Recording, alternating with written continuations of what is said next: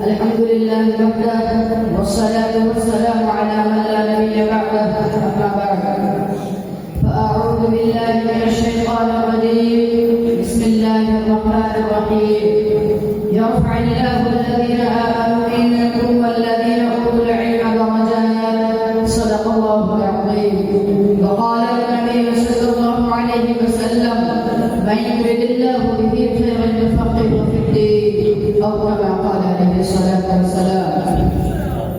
حضرات محترم، دنیا کی ہر کامیابی اور آخرت کی بھلائی اسی وقت ممکن ہے جب انسان اپنے رب کے دین کو سمجھ کر اس کے مقابل زندگی گزارے. اور دین کو سمجھنے کے لیے ضروری ہے کہ انسان کے اندر علم دین موجود ہو، کیونکہ علم دین کے بغیر آدمی دین کو صحیح طور پر نہیں سمجھ سکتا.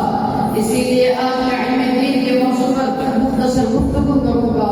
امید ہے کہ آپ حضرات میری باتوں کو توجہ سے سنیں گے اور میری حوصلہ افزائی فرمائیں گے.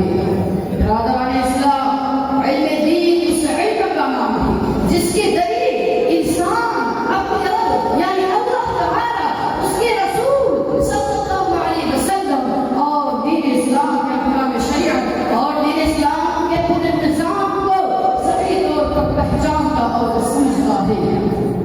قرآن کریم میں متعدد مقامات پر علم دین کی فضیلتیں بیان کی گئی ہیں. چنانچہ ارشاد باری تعالی ہے قل هل يستوي الذين يعلمون والذين لا يعلمون، کہ جاننے والے اور نہ جاننے والے دونوں برابر نہیں ہو سکتے.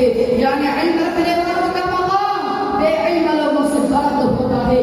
دوسری جگہ ارشاد ہے فاسألوا أهل الذكر إن كنتم لا تعلمون، اگر تم نہیں جانتے تو اہل ذکر یعنی علم رکھنے والوں سے پوچھ لو. اس آیت سے علم والوں کی ضرورت، ان کی فضیلت اور ان کی اہمیت ثابت ہوتی ہے.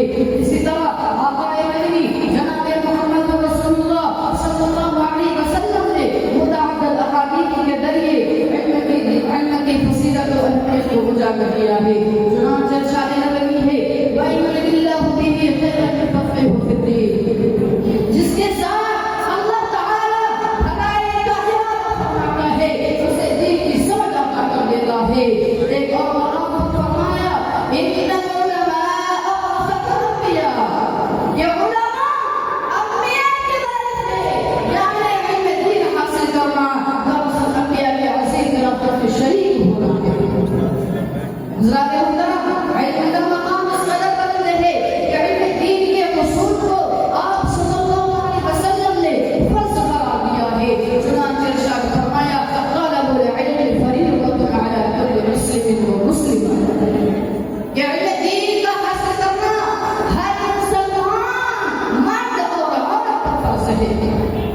برادران ملت، علم کی اہمیت کا اندازہ آپ اس بات سے بھی لگا سکتے ہیں کہ اللہ تبارک و تعالی نے سب سے پہلی وحی، سب سے پہلی آیت اور سب سے پہلا فرمان یہ قوم بسم ربک الذی خلق میں تعلیم کا حکم دیا.